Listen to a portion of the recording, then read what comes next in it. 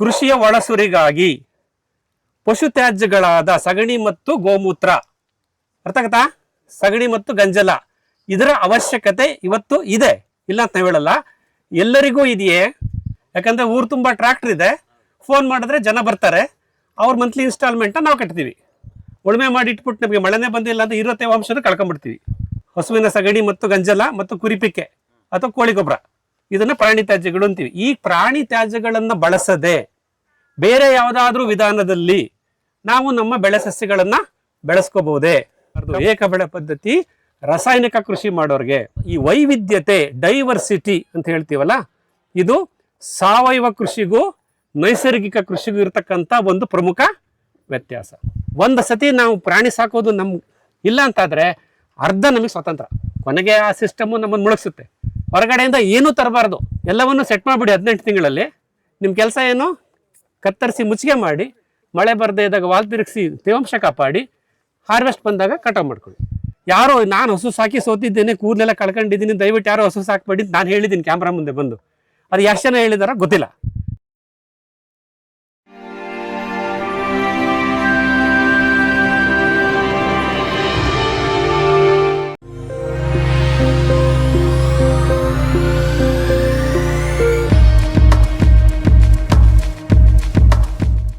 ಎಂಬತ್ತಡಿನಲ್ಲಿ ನೀರು ಬಂದಿರೋಕ್ಕೆ ಮುಖ್ಯ ಕಾರಣನೇ ಈ ಬಾವಿ. ಇದು ಬೇರುಗಳು ಭಾಳ ಆಳಕ್ಕೆ ಇಳ್ಕೊಂಡು ಹೋಗುತ್ತೆ.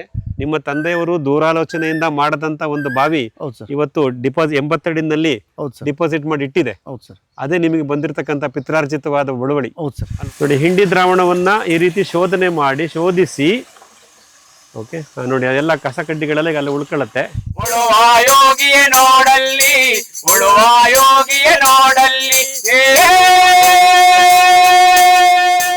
ನನ್ನ ಕೃಷಿ ಪದ್ಧತಿಗೆ ನಾನಿಟ್ಟಿರೋ ಹೆಸರು ತ್ರಿವಿಧ ಶೂನ್ಯ ನೈಸರ್ಗಿಕ ಕೃಷಿ, 000 natural farming.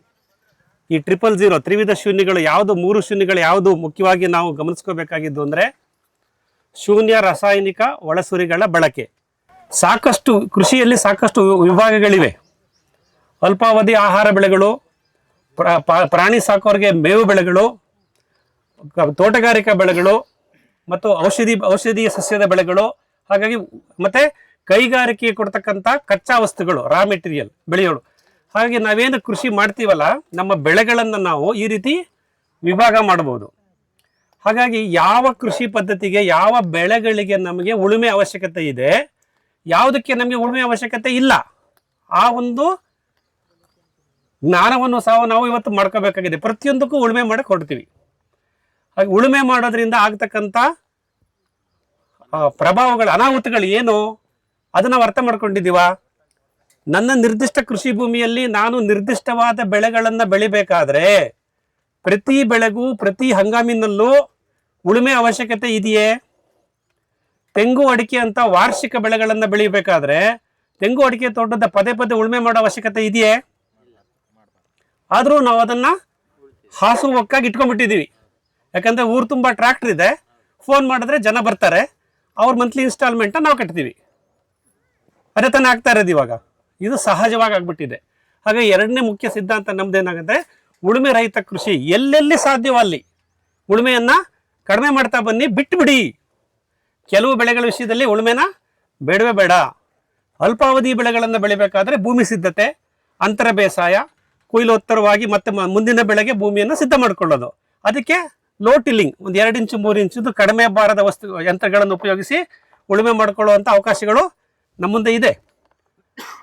4,000 kg 60 HP tractor ತಂದು ಉಳಿಸುವಂಥ ಅವಶ್ಯಕತೆ ಎಲ್ಲೂ ಇಲ್ಲ, ಯಾವುದಕ್ಕೂ ಇಲ್ಲ. ಹಾಗಾಗಿ ಉಳುಮೆ ಬೇಕಾದರೆ ಎಲ್ಲಿ ಬೇಕು, ಎಷ್ಟು ಬೇಕು, ಯಾವಾಗ ಬೇಕು, ಯಾವ ಆಳಕ್ಕೆ ಉಳುಮೆ ಬೇಕು, ಯಾವ ಸಮಯದಲ್ಲಿ ಉಳುಮೆ ಮಾಡಬೇಕು. ಉಳುಮೆ ಮಾಡಿ ಇಟ್ಬಿಟ್ಟು ನಮಗೆ ಮಳೆನೇ ಬಂದಿಲ್ಲ ಅಂತ ಇರೋ ತೇವಾಂಶನ ಕಳ್ಕೊಂಡ್ಬಿಡ್ತೀವಿ. ಇದೆಲ್ಲ ಆಗ್ತಾ ಇದೆ ಅಲ್ವಾ? ಹಾಗಾಗಿ ಎರಡನೇ ಸಿದ್ಧಾಂತ ಉಳುಮೆ ರಹಿತ. ಅವಶ್ಯಕತೆ ಇದ್ದರೆ ಮಾತ್ರ ಅದು ತೆಳುವಾಗಿ ಮೇಲ್ಮಣ್ಣು ತಾಗುವಂತೆ ಕೆಲವೇ ಅಂಗುಲಗಳಷ್ಟು, ಅರ್ಥ ಆಗ್ತಿದ್ಯಾ? ಅಷ್ಟನ್ನು ನಾವು ಉಳುಮೆ ಕಡೆಗೆ ಕೊಡಬೇಕಾಗತ್ತೆ ಬೇಕಂದ್ರೆ. ಸೊ ಶೂನ್ಯ ರಾಸಾಯನಿಕ, ಶೂನ್ಯ ಉಳುಮೆ. ಈಗ ಮೂರನೇದು ಬಹಳ ಇಂಪಾರ್ಟೆಂಟ್ ವಿಷಯಕ್ಕೆ ಬರ್ತೀನಿ. ಇವತ್ತು ಕೃಷಿನಲ್ಲಿ ಯಾವ ರೀತಿ ನೋಟ ನಮಗಿದೆ ಅಂದರೆ, 2 ಥರದ ಮೈಗ್ರೇಷನ್ ಶುರುವಾಗಿದೆ. ಅಂದರೆ ಕೃಷಿ ಮಾಡ್ತಿದ್ದಂಥ ಸಾಂಪ್ರದಾಯಿಕ ಕೃಷಿಕರು ನಾವು ಇವಾಗ ಪಟ್ಟಣಮುಖಿಗಳಾಗ್ತಾ ಇದ್ದೀವಿ. ಯಾಕೆಂದರೆ ಇವತ್ತು ಗ್ರಾಮೀಣ ಬದುಕು ದುಸ್ತರವಾಗಿದೆ. ನಮ್ಮ ಒಂದು ಜೀವನ ಕ್ರಮಕ್ಕೆ ಸಾಕಷ್ಟು ಸಂಪನ್ಮೂಲಗಳನ್ನು, ಹಣಕಾಸನ್ನು ನಾವು ಅಲ್ಲಿ ಸೃಷ್ಟಿ ಮಾಡ್ಕೊಳಕ್ಕೆ ಆಗ್ತಾ ಇಲ್ಲ. ಅದಕ್ಕೆ ಕಾರಣಗಳು ಬೇರೆ ಬೇರೆ ಇದೆ. ಹಾಗಾಗಿ ನಮಗೆ ಇವತ್ತು ನಾವು ಪಟ್ಟಣಮುಖಿಗಳಾಗ್ತಾ ಇದ್ದೀವಿ, ನಗರಗಳಿಗೆ ವಲಸೆ ಬರ್ತಾ ಇದ್ದೀವಿ ಕೆಲಸಗಳನ್ನ ಆರಿಸ್ಕೊಂಡು ಮತ್ತು ಸಂಪನ್ಮೂಲಗಳನ್ನ ಸೃಷ್ಟಿ ಮಾಡ್ಕೊಳ್ಳೋಕ್ಕೆ. ಇದು ಒಂದು ವರ್ಗ ಇದೆ, ಅದು ಜಾಸ್ತಿನೇ ಆಗ್ತಾ ಇದೆ. ಮತ್ತು ಇನ್ನೊಂದು ವರ್ಗ ಇದೆ, ಇದ್ರಲ್ಲಿ ನಾವೆಲ್ಲ ಕೆಲವರೆಲ್ಲ ಸೇರ್ಕೊಂಡಿದ್ದೀವಿ. ನಾವೇನು ಮಾಡ್ತಿದ್ದೀವಿ ಅಂದರೆ ಮರಳಿ ಪ್ರಕೃತಿಗೆ, ಮರಳಿ ಭೂಮಡಿಲಿಗೆ ಅನ್ನೋ ಒಂದು ಕಾನ್ಸೆಪ್ಟ್ ಇಟ್ಕೊಂಡು ಸಾಕಷ್ಟು ನಾವು ನಮ್ಗೆ ಇದ್ದಂಥ ಕೃಷಿ ಭೂಮಿಯನ್ನು, ಈಗ ನೋಡಿ ನಮ್ಮ ಮಲ್ಲಿಕಾರ್ಜುನಯ್ಯ ಸರ್ಗೆ ಅವರು ಪಿತ್ರಾರ್ಜಿತವಾದಂಥ ಕೃಷಿ ಭೂಮಿ 2020ರಿಂದ ಮರಳಿ ಪ್ರಕೃತಿಗೆ ಅವ್ರು ಬಂದರು. ಸೊ ಯಾರ್ಯಾರಿಗೆ ನಮಗೆ ಸಾಧ್ಯ ಇದೆಯೋ, ಅಂದರೆ ನಮ್ಮ ತಾತ ಮುತ್ತಾತ ತಂದೆ ಕಾಲದಿಂದ ನಮಗೆ ಕೃಷಿ ಭೂಮಿ ಬಂದಿದೆಯೋ, ಅದು ನಮ್ಮ ರಾಜ್ಯದ ಯಾವುದೇ ಮೂಲೆಯಲ್ಲಿರ್ಬೋದು, ಯಾವುದೇ ಭಾಗದಲ್ಲಿರ್ಬೋದು, ಬೇರೆ ರಾಜ್ಯದಲ್ಲೂ ಹರಡ್ಕೊಂಡಿರ್ಬೋದು, ಅಲ್ಲಿ ಹೋಗಿ ಕೃಷಿ ಮಾಡಬೇಕು ಅನ್ನೋ ಒಂದು ಆಲೋಚನೆಗಳು ಮತ್ತು ಜವಾಬ್ದಾರಿಗಳು ನಮಗೆ ಬರ್ತಾ ಇದೆ. ನಮಗೆ ಮತ್ತು ನಾವು ಈ ಜನ್ರೇಷನಲ್ಲಿ ನಾವಿದ್ದೀವಲ್ಲ, ಇದು ಬರ್ತಾ ಇದೆ. ಅದು ಮೊದಲನೇ ಹಂತ. ಎರಡನೇದಲ್ಲಿ ಸಾಕಷ್ಟು ಬೇರೆ ಫೀಲ್ಡಲ್ಲಿ ತಮ್ಮ ಒಂದು ಸಾಧನೆಯನ್ನು ಮಾಡಿ, ಸಾಕಷ್ಟು ಜ್ಞಾನ ಸಂಪಾದನೆ ಮಾಡಿ, ಹಣ ಸಂಪಾದನೆ ಮಾಡಿ, ಕೊನೆಗೆ ಆಯ್ತಪ್ಪ ನಾನು ಯಾಕೆ ಒಂದ್ಸಲ ಕೃಷಿನಲ್ಲಿ ಪ್ರಯತ್ನ ಮಾಡಬಾರ್ದು, ಪ್ರಕೃತಿಗೆ ಹತ್ತಿರವಾಗಿ ಹೋಗಬಾರ್ದು ಅನ್ನೋ ಒಂದು ವರ್ಗ ಇವತ್ತು ನಗರದಲ್ಲಿ ಸೃಷ್ಟಿ ಆಗ್ತಾ ಇದೆ. ಅವರು ನಾವೇನು ಮಾಡ್ತೀವಿ, ನಗರದ ಸಮೀಪದಲ್ಲಿ ಎಲ್ಲಿ ಸಾಧ್ಯವೋ ಅಲ್ಲಿ ನಾವು ಕೃಷಿ ಭೂಮಿಯನ್ನು ಖರೀದಿ ಮಾಡ್ತಾ ಇದ್ದೀವಿ. ಹೌದಾ? ಸೊ ಖರೀದಿ ಮಾಡಿ ಅಲ್ಲಿ ಕೃಷಿಯನ್ನು ಪ್ರಾರಂಭ ಮಾಡ್ತಾ ಇದ್ದೀವಿ. ಇದು ಒಂದು ವರ್ಗ ಇದೆ. ಅಂದರೆ ನಾವು ಇಲ್ಲೇನು ಗಮನಿಸ್ಬೋದು ಅಂದರೆ, ನಗರ ಕಡೆ ಮುಖ ಮಾಡಿ ಬರ್ತಂಥ ಕೃಷಿಯನ್ನು ಮರೆತು ಬರ್ತಕ್ಕಂಥ ಒಂದು ಜನವರ್ಗ ಇದೆ. ಮತ್ತು ಕೃಷಿಯನ್ನು ಅರಸಿಕೊಂಡು ಮತ್ತೆ ನಮ್ಮ ನಗರದಿಂದ ಮತ್ತೆ ವಾಪಸ್ಸು ಕೃಷಿಗೆ ಹೋಗಿ ಮಾಡಲಿಕ್ಕೆ ಅಂತ ಆಸೆ ಇರ್ತಕ್ಕಂಥ ಜನಸಂಖ್ಯೆನೂ ಇವತ್ತು ಇದೆ. ಇದು ಪ್ರಕೃತಿ ತಕಡಿನ ತೂಗ ಮಾಡಲೇಬೇಕಲ್ಲ. ನಾನು ಎಷ್ಟೇ ಕಡೆಗೆ ತೂಕ ಇಟ್ಟರು ಪ್ರಕೃತಿ ಅದನ್ನು ಬ್ಯಾಲೆನ್ಸ್ ಮಾಡ್ತಾನೆ ಇರುತ್ತೆ. ಅದು ಪ್ರಕೃತಿ. ಇಲ್ಲೇನಾಗಿದೆ, ಇವಾಗ ನಾವು ಬೇರೆ ಊರಿನಲ್ಲಿದ್ದು, ನಗರದಲ್ಲೋ ಅಥವಾ ಕೆಲಸದ ನಿಮಿತ್ತನೋ ಬೇರೆ ಕಡೆ ಇದ್ದು, ನಮ್ಮ ಕೃಷಿ ಭೂಮಿ ಇನ್ನೊಂದು ಕಡೆ ಇದ್ದಾಗ ಅಲ್ಲಿ ನಾವು ಕೃಷಿಯನ್ನು ನಿರ್ವಹಣೆ ಮಾಡಬೇಕು ಅಂತ ನಿರ್ಧಾರ ಮಾಡಿದ್ದೀವಿ, ತೊಡಗಿಸ್ಕೋಬೇಕು ಅಂತಲೂ ಕೆಲವರು ಇದ್ದೀರಾ, ಅಥವಾ ಮುಂದೆನೂ ಬರ್ತಾರೆ. ಆ ಕೃಷಿಕರನ್ನು ಗಮನವಾಗಿಟ್ಕೊಂಡು ನಮ್ಮ ಕೃಷಿ ಚೌಕಟ್ಟು, ಪ್ಯಾಕೇಜ್ ಆಫ್ ಪ್ರಾಕ್ಟೀಸ್ ಅಂತೀವಿ, ಆ ಕೃಷಿ ಚೌಕಟ್ಟಲ್ಲಿ ಕೆಲವು ಬದಲಾವಣೆಗಳು ಆಗಬೇಕಾಗಿದೆ. ಅದನ್ನು ನಾವೇನು ಮನಗಂಡಿದ್ದೀವಿ ಅಂದರೆ, ಈ ಬದಲಾದ ಕಾಲಮಾನದಲ್ಲಿ ಈ ಒಂದು ವ್ಯವಸ್ಥೆಯಲ್ಲಿ ನಮ್ಮ ಕೃಷಿಯನ್ನು ನಾವು ಹೇಗೆ ನಡೆಸ್ಕೊಂಡು ಹೋಗಬೇಕು, ಮುಖ್ಯವಾಗಿ ಕೃಷಿಯ ಒಳಸುರಿಗಳು, ನಮ್ಮ ಬೆಳೆ ಚೆನ್ನಾಗಿ ಬೆಳೀಲಿ ಅಂತ ಕೊಡ್ತೀವಲ್ಲ ಒಳಸುರಿಗಳು, ಆ ಒಳಸುರಿಗಳ ನಿರ್ವಹಣೆ ಈಗ ಹೇಗಿರಬೇಕು, ಮುಂಚೆ ಹೇಗಿತ್ತು, ಇವಾಗ ನಾವು ಅದರಲ್ಲಿ ಬದಲಾವಣೆಗಳು ಮಾಡ್ಕೋಬೇಕೆ, ಯಾವ ಥರ ಬದಲಾವಣೆ ಮಾಡ್ಕೋಬೇಕು, ಇದನ್ನು ನಾವು ಮುಖ್ಯವಾಗಿ ಗಮನಿಸಬೇಕು. ನನ್ನನ್ನೇ ಉದಾಹರಣೆಯಾಗಿ ತಗೊಂಡು ನಾನು ಕೆಲವು ವಿಷಯಗಳನ್ನು ನಿಮ್ಮ ಮುಂದೆ ಇವತ್ತು ಹೇಳ್ತೀನಿ. 2015ರಲ್ಲಿ ನಾನು ಹಾಸನ ಜಿಲ್ಲೆ ಆಲೂರು ತಾಲೂಕು ಪಾಳ್ಯ ಹೋಬಳಿನಲ್ಲಿ 6 ಎಕರೆ ತೆಂಗಿನ ತೋಟ ತಗೊಂಡು ಕೃಷಿ ಪ್ರಾರಂಭ ಮಾಡಿದಾಗ ನನಗಿದ್ದಿದ್ದ ನಾಲೆಡ್ಜು ಕಡಿಮೆನೆ. ನಮ್ಮ ತಂದೆಯಿಂದ ಸ್ವಲ್ಪ ಜ್ಞಾನ ಬಂದಿತ್ತು, ಪುಸ್ತಕಗಳನ್ನು ಓದಿ ಕಲಿತೀವಿ, ಮತ್ತು ಪರಸ್ಪರ ಈ ರೀತಿ ಸಭೆಗಳಲ್ಲಿ ಸಮಾರಂಭಗಳಲ್ಲಿ ಕಲಿತೀವಿ.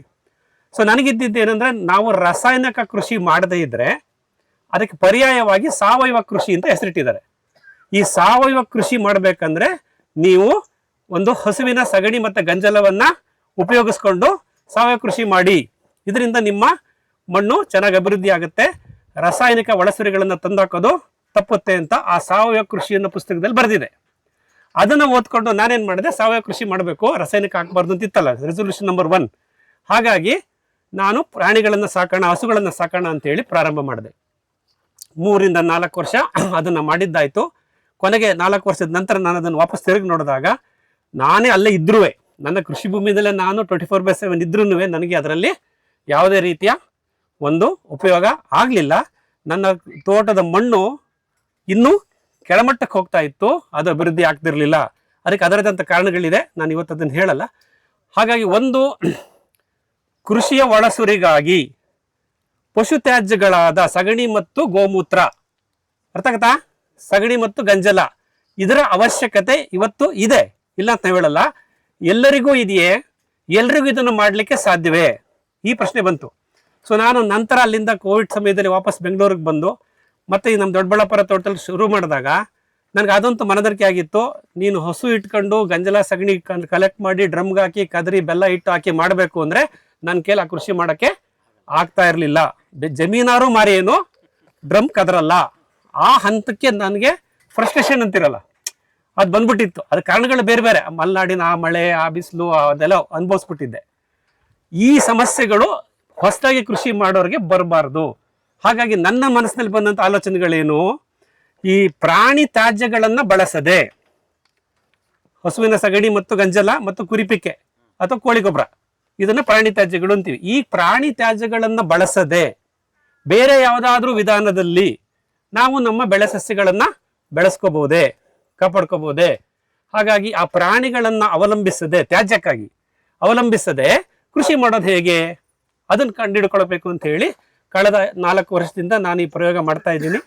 ದೊಡ್ಡಬಳ್ಳಾಪುರ ತಾಲೂಕು ಸಾಸ್ಲು ಹೋಬಳಿ ಬನವತಿ ಗ್ರಾಮದಲ್ಲಿ ನಮ್ಮ ತೋಟದಲ್ಲಿ ಇದೆಲ್ಲ ಮಾಡಿದ್ದೀನಿ, ಸಾಕಷ್ಟು ಪ್ರಯೋಗಗಳು. ಅದೆಲ್ಲ ಒಂದು ಡಾಕ್ಯುಮೆಂಟ್ ಮಾಡಿ ನಿಮ್ಮ ಮುಂದೆ ಇಡ್ತಾ ಇರ್ತೀನಿ. ಸೊ ಇದು ನನಗೆ ಇವಾಗ ಮನವರಿಕೆ ಆಗಿದ್ದು, ಸಸ್ಯಗಳು ಸಸ್ಯವನ್ನು ಪೋಷಿಸುತ್ತವೆ. ಸಸ್ಯಗಳು ಸಸ್ಯವನ್ನು ಪೋಷಿಸುತ್ತವೆ. The plants feed the plant.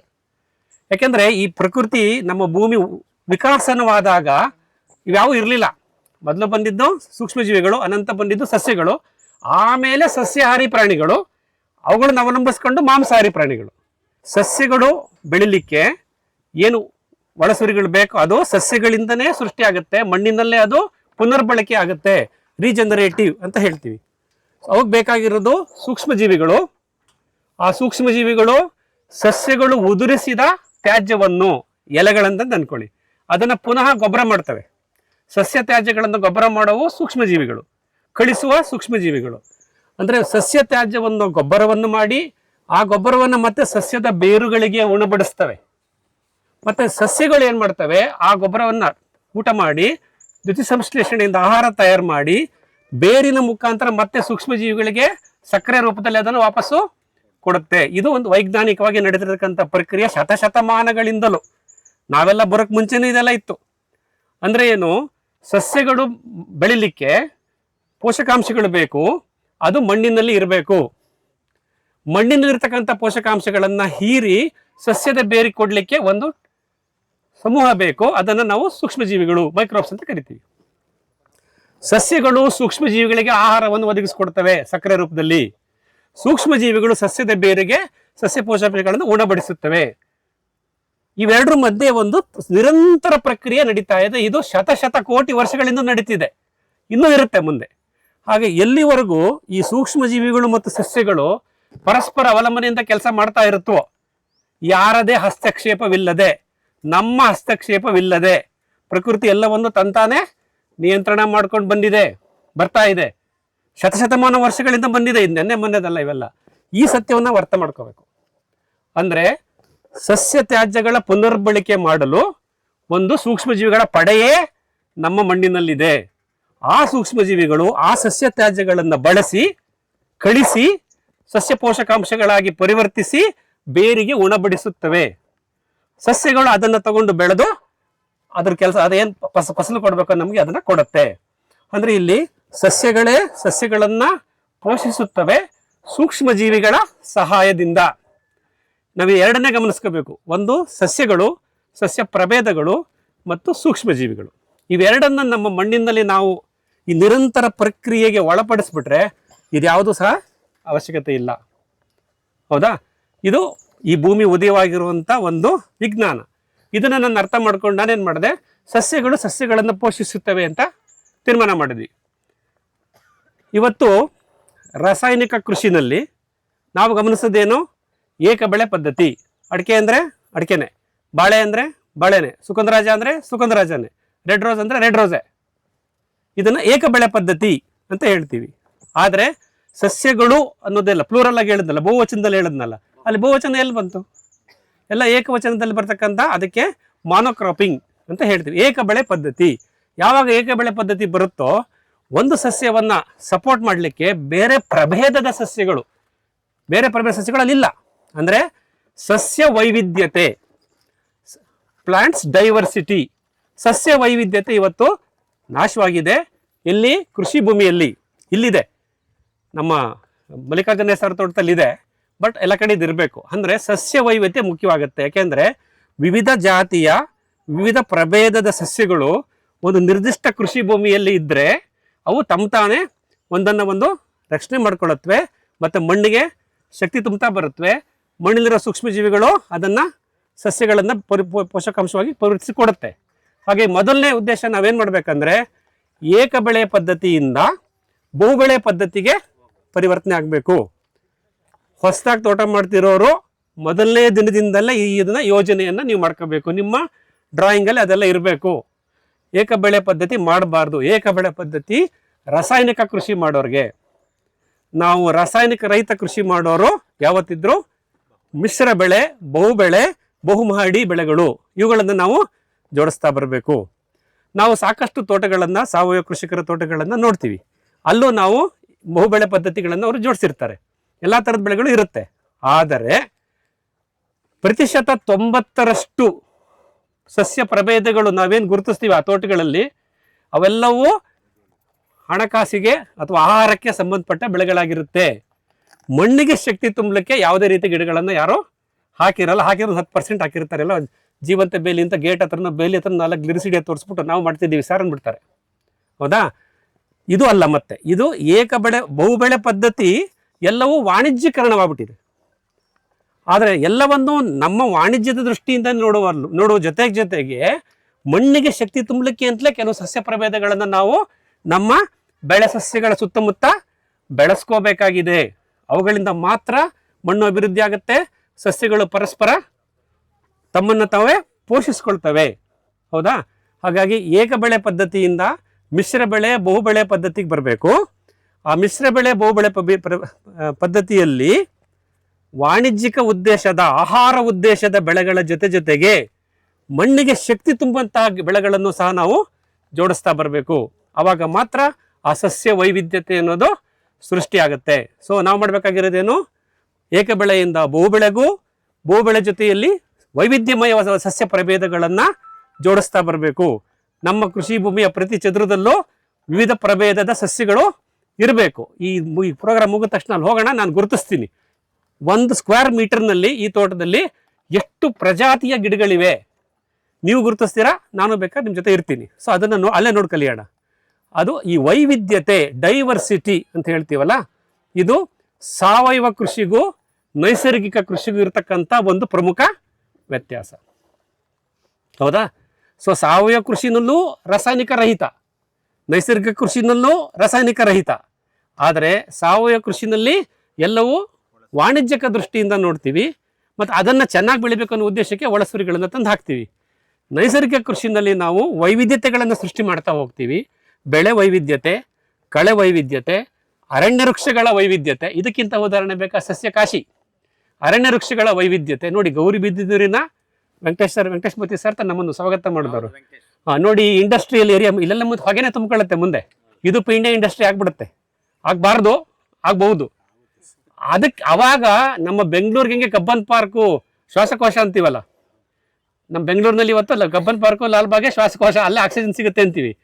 ಈ ಗೌರಿಬಿದೂರಿನ ಈ ಕುಡುಮಲಕುಂಟೆ ಭಾಗದ ಈ ಹಳ್ಳಿನಲ್ಲಿ ಈ ಇಂಡಸ್ಟ್ರಿಗಳ ಮಧ್ಯೆ ಇದೊಂದು ಶ್ವಾಸಕೋಶವಾಗಿ ಕಬ್ಬನ್ ಪಾರ್ಕ್ ಆಗಿ ಇಲ್ಲಿ ಉಳ್ಕೊಂಡಿರುತ್ತೆ. ಅದಕ್ಕೆ ಅನ್ವರ್ಥ ನಾಮ ಸಸ್ಯಕಾಶಿ ಅಂತಾನೆ ಮಲ್ಲಿಕಾರ್ಜುನ ಹೆಸರು ಇಟ್ಕೊಂಡಿದ್ದಾರೆ. ಹೌದಲ್ವಾ? ಒಂದು ಚಪ್ಪಳೆ ಮಲ್ಲಿಕಾರ್ಜುನ ಹೆಸರು ಅವ್ರಿಗೆ. ಈ ಆಲೋಚನೆಗಳಿಗೆ ಯಾರೂ ಬರಲ್ಲ. ಸುತ್ತ ಇಂಡಸ್ಟ್ರಿಗಳು KIDB ಅವ್ರು ಬಂದು ಜಾಗ ಅಕ್ವೈರ್ ಮಾಡ್ಬೇಕಾದ್ರೆ ಎಷ್ಟು ರೂಪಾಯಿ ಕೊಡ್ತಾರೆ, ನಾನು ಇಂಡಸ್ಟ್ರಿಗೆ ಜಮೀನು ಕೊಟ್ಬಿಡ್ಬೋದು ಅಂತ ಅವ್ರಿಗೆ ಬರಬೇಕಿತ್ತಲ್ಲ. ಅದು ಇಲ್ಲಿ ಸಸ್ಯಕಾಶಿ ಸೃಷ್ಟಿ ಮಾಡಬೇಕು ಅಂತ ಅವ್ರು ಆಲೋಚನೆ ಮಾಡಿದ್ರಲ್ವ. ಈ ರೀತಿಯ ಆಲೋಚನೆಗಳ ಬದಲಾವಣೆಗಳು ನಮಗೆಲ್ಲ ಬರಬೇಕು. ಬಾಹ್ಯ ಒತ್ತಡಗಳು ಏನೇ ಇದ್ದರೂ ನಮ್ಮ ಕೈಲಿ ಆಗುವಷ್ಟು ದಿವಸ ಅದನ್ನು ಎದುರಿಸೋಣ. ಕೊನೆಗೆ ಆ ಸಿಸ್ಟಮು ನಮ್ಮನ್ನು ಮುಳುಗಿಸುತ್ತೆ. ಅವ್ರು ತಗೊಳ್ಳೇಬೇಕು ಅಂದರೆ ಅವ್ರು ಅಕ್ವೈರ್ ಮಾಡೇ ಮಾಡ್ತಾರೆ ಅಲ್ವಾ. ಬಿಡ್ದಿಯವ್ರು ಬಾಯ್ ಬಡ್ಕೊಂಡ್ರು ಬಿಡಲಿಲ್ಲ ಅಂತ ಬಾಬಾ ಆಗ ಬಿಡಲ್ಲ, ಅವರು ಅಕ್ರಮ ಮಾಡ್ತಾರೆ ನಮ್ಮ ಮೇಲೆ. ಆದರೆ ಆ ಮಲ್ಲಿಕಾರ್ಜುನವ್ರ ಪ್ರಯತ್ನನೇ ನೋಡೋಣ. ಆ ದಿನ ಬಂದಾಗ ನೋಡ್ಕೊಳ್ಳೋಣ. ಅಲ್ಲಿ ತನಕ 1 ಲಕ್ಷ ಲೀಟ್ರು ಆಕ್ಸಿಜನ್ನ ನಾನು ಈ ಗೌರಿಬಿದನೂರಿನ ಈ ಇಂಡಸ್ಟ್ರಿಯಲ್ ಏರಿಯಾಕ್ಕೆ ಬಿಡ್ತೀನಿ. ಆಗ್ತಾ ಇದೆ ಅಲ್ವಾ? ಸೊ ವೈವಿಧ್ಯತೆಗಳನ್ನು ಸೃಷ್ಟಿ ಮಾಡೋಣ, ಇದನ್ನು ಮಾಡ್ತಾ ಹೋಗೋಣ. ಇದೆಲ್ಲವೂ ನಾನು ನಿಮ್ಗೆ ಅಲ್ಲಿ ಪ್ರಾಕ್ಟಿಕಲ್ ಆಗಿ ಹೇಳ್ತೀನಿ, ಇಲ್ಲಿ ಬೇಡ. ಅಲ್ಲ, ಸಾಕಷ್ಟು ವಿತ್ ಎಕ್ಸಾಂಪಲ್ಸ್ ಅಲ್ಲಿ ಹೇಳಬಲ್ಲೆ. ಇದಿಷ್ಟು ಫ್ರೇಮ್ ವರ್ಕ್ ಅಂತ ಮಾಡ್ಕೊಳ್ಳೋಣ. ಹಾಗಾಗಿ ಯಾವುದೇ ದುಬಾರಿಯ ಒಳಸುರಿಗಳನ್ನು ಬಳಸದೆ, ಹೊರಗಡೆಯಿಂದ ಏನೂ ತರಬಾರ್ದು. 0 ತಂದರು ಸ್ವಲ್ಪದಲ್ಲಿ ಒಂದಿಷ್ಟು ಬೇವಿನ ಎಣ್ಣೆ ತಂದು ಸ್ಪ್ರೇ ಮಾಡ್ಕೋಬೇಕು. ಹುಳ ಗಿಡ ಚಿಕ್ಕದಾಗಿದ್ದಾಗ ಕಾಪಾಡ್ಕೊಳ್ಳೋಕ್ಕೆ. ಅಥವಾ ನಾನು ಹಿಂಡಿ ದ್ರಾವಣ ಅಂತ ಮಾಡ್ತೀನಿ, ಅದನ್ನು ಮಲ್ಲಿಕಾರ್ಜುನವ್ರು ಮಾಡ್ತಾರೆ ಲೈವ್. ಅಲ್ಲಿ ಪ್ರಾತ್ಯಕ್ಷಿಕೆನೇ ನೋಡೋಣ. ಹಿಂಡಿ ಅಂದ್ರೆ ಏನು, ಯಾವ ಹಿಂಡಿಗಳಿರುತ್ತೆ, ಅದನ್ನು ದ್ರಾವಣ ಮಾಡಾಕಬೇಕು. ಅದು ಹಾಕೋದ್ರಿಂದ ಏನೇನಾಗುತ್ತೆ ನಾನು ಅಲ್ಲೇ ಹೇಳ್ತೀನಿ, ಆ ಟ್ಯಾಂಕ್ ಹತ್ರ ನಿಂತ್ಕೊಂಡು ಹೇಳ್ತೀನಿ, ಇವಾಗ ಬೇಡ ಸಮಯ.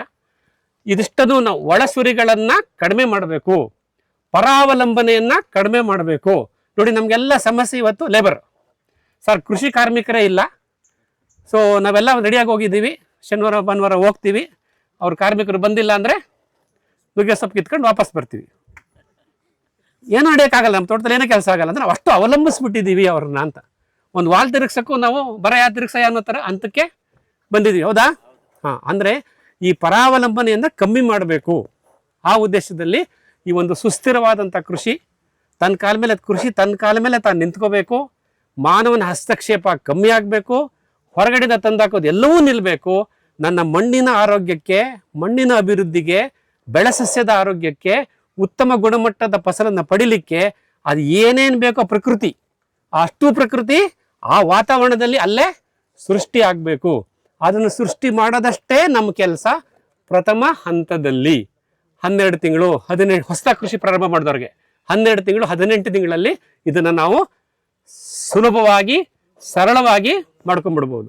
ಒಂದು ಸತಿ ನಾವು ಆ ಹಂತಕ್ಕೆ ತಗೊಂಡೋಗಿ ನಿಲ್ಲಿಸ್ಬಿಟ್ರೆ, ಸುಸ್ಥಿರ ಕೃಷಿಗೆ ತಗೊಂಡೋಗಿ ನಿಲ್ಲಿಸ್ಬಿಟ್ರೆ ಪ್ರಕೃತಿ ಎಲ್ಲವೂ ತಂತಾನೆ ನಿಯಂತ್ರಣ ಮಾಡ್ಕೊಳ್ತಿರುತ್ತೆ. ನಮ್ಮ ಕೆಲಸ ಎರಡೇ. ಒಂದು, ತೇವಾಂಶ ಕಾಪಾಡುವುದು, ಮಳೆ ಬರದ ದಿನಗಳಲ್ಲಿ ತೋಟಕ್ಕೆ ನೀರು ಬಿಡೋದು, ತೇವಾಂಶ ಕಾಪಾಡುವುದು, ಮಿತವಾಗಿ ಹದವಾಗಿ ತೇವಾಂಶ ಕಾಪಾಡುವುದು, ಮತ್ತು ಸಸ್ಯ ತ್ಯಾಜ್ಯಗಳನ್ನು ಕತ್ತರಿಸಿ ಮುಚ್ಚಿಗೆ ಮಾಡುವುದು. ಎರಡೇ ಕೆಲಸ. ನಾನು ತೋಟಕ್ಕೆ ಯಾಕೆ ಹೋಗ್ತೀನಿ, ಇದೆರಡೇ ಕೆಲಸಕ್ಕೆ ಹೋಗ್ಬೇಕು. ಒಂದು, ಕತ್ತರಿಸಿ ಮುಚ್ಚಿಗೆ ಮಾಡೋದು, ಮತ್ತು ಮಳೆ ಬರದ ದಿನಗಳಲ್ಲಿ ತೇವಾಂಶ ಕಾಪಾಡೋದು. ಇದು ಮೂರನೇದು ಹಣ್ಣು ಕಿತ್ಕೊಂಬರೋದು, ಹಾರ್ವೆಸ್ಟ್ ಮಾಡೋದು. ಎಷ್ಟು ಸರಳ ಅಲ್ವಾ ನೈಸರ್ಗಿಕ ಕೃಷಿ? ನಾನು ಮೂರನೇ ಕೆಲಸ ನಿಮ್ಗೆ ಹೇಳ್ತಾನೇ ಇಲ್ಲ. ಎಲ್ಲವನ್ನು ಸೆಟ್ ಮಾಡಿಬಿಡಿ 18 ತಿಂಗಳಲ್ಲಿ. ನಿಮ್ಮ ಕೆಲಸ ಏನು? ಕತ್ತರಿಸಿ ಮುಚ್ಚಿಗೆ ಮಾಡಿ, ಮಳೆ ಬರದೇ ಇದ್ದಾಗ ವಾಲ್ ತಿರುಗಿಸಿ ತೇವಾಂಶ ಕಾಪಾಡಿ, ಹಾರ್ವೆಸ್ಟ್ ಬಂದಾಗ ಕಟಾವು ಮಾಡ್ಕೊಳ್ಳಿ. ಆ ಕಟಾವು ಮಾಡಿದ ಸಸ್ಯ ತ್ಯಾಜ್ಯಗಳನ್ನು ಮತ್ತೆ ಅಲ್ಲಿಗೆ ವಾಪಸ್ ಬಿಟ್ಬಿಡಿ. ಎಷ್ಟು ಸರಳ ಆಗುತ್ತಲ್ವಾ? ಹಾಗಾಗಿ ನೈಸರ್ಗಿಕ ಕೃಷಿನ ತುಂಬ ಸರಳ ಮಾಡ್ಬೋದು. ಯಾವುದೇ ಅವಲಂಬನೆಗಳಿಲ್ಲದೆ, ಪರಾವಲಂಬನೆಗಳಿಲ್ಲದೆ, ಕೃಷಿ ಕಾರ್ಮಿಕರನ್ನೂ ಕಾಯದೆ ನಾವೇ ಎಷ್ಟು ಬೇಕೋ ಅಷ್ಟನ್ನು ನಾವು ಮಾಡ್ಕೊತಾ ಹೋಗ್ಬೋದು. ನಾನು ಪ್ರಾಣಿಗಳಿಂದ ತೆಗೆದಿದ್ದೆ ಇದಕ್ಕೋಸ್ಕರ. ಒಂದು ಸತಿ ನಾವು ಪ್ರಾಣಿ ಸಾಕೋದು ನಮ್ಗೆ ಇಲ್ಲ ಅಂತಾದರೆ ಅರ್ಧ ನಮಗೆ ಸ್ವತಂತ್ರ. ಇಲ್ಲಾಂದರೆ ನಾನು ಮಲ್ಲೇಶ್ವರ ಮಲ್ಕೊಂಡು ಏನಾಯ್ತಪ್ಪ ದೊಡ್ಡ ನನ್ನ ಹಸು ಹುಷಾರಿತ್ತಿಲ್ಲ, ನೆನ್ನೆ ಹೋದಾಗ ವೆಟರ್ನರಿಯವ್ರು ಬಂದ್ರ ಇಲ್ವಾ, ಆ ಯೋಚನೆ ಇರ್ತೀನಿ. ಬೆಂಗಳೂರಿನ ಎಲ್ಲ ಕೆಲಸವನ್ನು ಮರೆತು ಈ ಕುರಿ ಬಗ್ಗೆ, ಹಸು ಬಗ್ಗೆ ನಾನು ಮಲ್ಲೇಶ್ವರ ಮಲ್ಕೊಂಡು ಯೋಚನೆ ಮಾಡಬೇಕು. ಇದು ಸಾಧ್ಯನಾ ಎಲ್ರಿಗೂ? ಯಾವುದು ಬೇಡ ಅಂತೇಳಿ ಈ ತ್ರಿವಿಧ ಶೂನ್ಯ ಸರಳ ನೈಸರ್ಗಿಕ ಕೃಷಿ ನಾವು ಮಾಡ್ತಾ ಇದ್ದೀವಿ. ಕಳೆದ 2 ವರ್ಷದಿಂದ ನಾನು ಈ ಮಾಹಿತಿ ಕೊಡ್ತಾ ಇದ್ದೀನಿ. ಪ್ರತಿ ಬುಧವಾರ ರಾತ್ರಿ 8:30ಕ್ಕೆ ಗೂಗಲ್ ಮೀಟ್ ಅಂತ ಒಂದು ಫ್ರೀ ಸಾಫ್ಟ್ವೇರ್ನ ಯೂಸ್ ಮಾಡಿ, ಎಲ್ಲರ ಫೋನಲ್ಲೂ ಬರುತ್ತೆ, ಅದು ಉಚಿತವಾಗಿದೆ. ಅದನ್ನು ಯೂಸ್ ಮಾಡ್ಕೊಂಡು ನಾವು ಪ್ರತಿ ಬುಧವಾರ ರಾತ್ರಿ 8:30ಯಿಂದ ರಾತ್ರಿ 10:00 ತನಕ ಹೊಟ್ಟೋಗುತ್ತದು. ಅದಕ್ಕೆ ನೋ ಎಂಡ್ ನಾವೇ ಡಿಸ್ಕಸ್ ಮಾಡ್ತಾ ಇರ್ತೀವಿ. ಸೊ ಪ್ರತಿ ವಾರ ಮೀಟ್ ಮಾಡ್ತಿರ್ತೀವಿ, ನಮ್ಮ ಅನುಭವಗಳನ್ನು ಹಂಚ್ಕೊತಾ ಇರ್ತೀವಿ. ಅದರ ಜೊತೆಗೆ ಇವತ್ತು ಯೂಟ್ಯೂಬ್ ಅನ್ನೋದು ಒಂದು ಪ್ರಬಲವಾದ ಮಾಧ್ಯಮ ನಮ್ಮ ರೈತರಿಗೆ. ಸೊ ನಾವೇನು ಮಾಡ್ತೀವಿ, ಏನೇ ವಿಷಯ ನಮಗೆ ಬೇಕು ಅಂದ್ರೂ ನಾವು ಯೂಟ್ಯೂಬನ್ನು ಅವಲಂಬಿಸ್ತೀವಿ. ಆಮೇಲೆ ಬೆಳ್ಳಗಿರೋದೆಲ್ಲ ಹಾಲು ಅಂತ ನಂಬಿಡ್ತೀವಿ. ಯೂಟ್ಯೂಬ್ನಲ್ಲಿ ಕ್ಯಾಮ್ರಾ ಮುಂದೆ ಬಂದು ಹೇಳೋರು ಎಷ್ಟು ಸತ್ಯ ಹೇಳಿರ್ತಾರೋ, ಎಷ್ಟು ಕಷ್ಟಗಳನ್ನು ಮರೆಮಾಚಿರ್ತಾರೋ ಗೊತ್ತಿಲ್ಲ. ಯಾರೋ ನಾನು ಹಸು ಸಾಕಿ ಸೋತಿದ್ದೇನೆ, ಕೂದಲೆಲ್ಲ ಕಳ್ಕೊಂಡಿದ್ದೀನಿ, ದಯವಿಟ್ಟು ಯಾರೋ ಹಸು ಸಾಕಬೇಡಿ ನಾನು ಹೇಳಿದ್ದೀನಿ ಕ್ಯಾಮ್ರಾ ಮುಂದೆ ಬಂದು. ಅದು ಎಷ್ಟು ಜನ ಹೇಳಿದಾರೋ ಗೊತ್ತಿಲ್ಲ. ಹಾಗಾಗಿ ಯೂಟ್ಯೂಬ್ ಅನ್ನೋದು ಒಂದು ಪ್ರಬಲ ಮಾಧ್ಯಮ. ಅದರಲ್ಲಿ ಸಾಕಷ್ಟು ವಿಷಯಗಳು ನಮಗೆ ರೈತರಿಗೆ ತಲುಪ್ತಾ ಇದೆ, ತಲುಪಬೇಕು ಸಹ. ಅದು ಫ್ರೀಯಾಗಿ ನಮ್ಮ ಫೋನಲ್ಲಿ ಬರುತ್ತೆ. ಆದರೆ ಆ ಯೂಟ್ಯೂಬ್ನಲ್ಲಿ ಮಾತಾಡ್ತಕ್ಕಂಥ ರೈತ, ಅದನ್ನು ರೆಕಾರ್ಡ್ ಮಾಡಿ ಎಡಿಟ್ ಮಾಡಿ ಹಾಕ್ತಕ್ಕಂಥ ಆ ಯೂಟ್ಯೂಬರ್ ಅಂತ ಹೇಳ್ತೀವಲ್ಲ, ಅವರಿಬ್ಬರದು ಒಂದು ಜವಾಬ್ದಾರಿ ಇದೆ. ಆ ಜವಾಬ್ದಾರಿನ ಅವರಿಬ್ಬರು ನಿಭಾಯಿಸಬೇಕು. ಇಲ್ಲಿ ನಾವು ಹೇಳೋದು ಏನಂದರೆ, ಈ ಯೂಟ್ಯೂಬ್ ಮಾಧ್ಯಮವನ್ನು ಒಂದು ಸತ್ಯ ಹೇಳುವ ಮಾಧ್ಯಮವಾಗಿ, ಮಾಹಿತಿ ಕೊಡುವ ಮಾಧ್ಯಮವಾಗಿ, ಮಾರ್ಗದರ್ಶನ ಕೊಡುವ ಮಾಧ್ಯಮವಾಗಿ ರೂಪಿಸಬೇಕು. ಆ ಜವಾಬ್ದಾರಿ ನಮ್ಮೆಲ್ಲೂ ಇದೆ. ಹಾಗಾಗಿ ನಾವು ಅದನ್ನು ಮಾಡ್ತಾ ಇದ್ದೀವಿ. ಸೊ ನಮ್ಮ ಜೊತೆ ವಿವರ ಇನ್ಫೋವಾಹಿನಿ ಇದೆ, ಜೊತೆಲಿ ಹೋಗ್ತಾ ಇದ್ದೀವಿ. ಸೊ ಬುಧವಾರದ ನಮ್ಮ ವೆಬಿನಾರು ಮತ್ತು ವಿವರ ಯೂಟ್ಯೂಬ್ನಲ್ಲಿ ಬರ್ತಕ್ಕಂಥ ಯೂಟ್ಯೂಬ್ ಚಾನಲ್ನಲ್ಲಿ ಬರ್ತಕ್ಕಂಥ ವಿಡಿಯೋಗಳು ನಿಮ್ಮನ್ನು ಯಾವಾಗಲೂ ತಲುಪ್ತಾ ಇರುತ್ತೆ. ಅದರಲ್ಲಿ ಗುಣಮಟ್ಟ ತರಲಿಕ್ಕೆ ನಾವು ಭಾಳ ಪ್ರಯತ್ನ ಮಾಡ್ತಾ ಇರ್ತೀವಿ. ಈ ರೀತಿ ವಿವಿಧ ಮಾಧ್ಯಮಗಳ ಜೊತೆ ಇರ್ತೀವಿ. ಹಾಗಂತ ಹೇಳ್ತಾ ಈ ಒಂದು ಪ್ರಸ್ತಾವನೆಯಲ್ಲಿ ನಿಲ್ಲಿಸ್ತೀನಿ. ಏನಾರು ಈ ಸಂಬಂಧಪಟ್ಟಂಗೆ ಪ್ರಶ್ನೆಗಳಿದ್ದರೆ ಕೇಳಿ 1-2 ನಿಮಿಷ ತೊಗೊಂಡ್ಬಿಡ್ತೀನಿ. ಇಲ್ಲಾಂದರೆ ಎಲ್ಲವನ್ನೂ ನಾವು ತೋಟದಲ್ಲಿ ಮಾತಾಡ್ತಾ ಹೋಗೋಣ.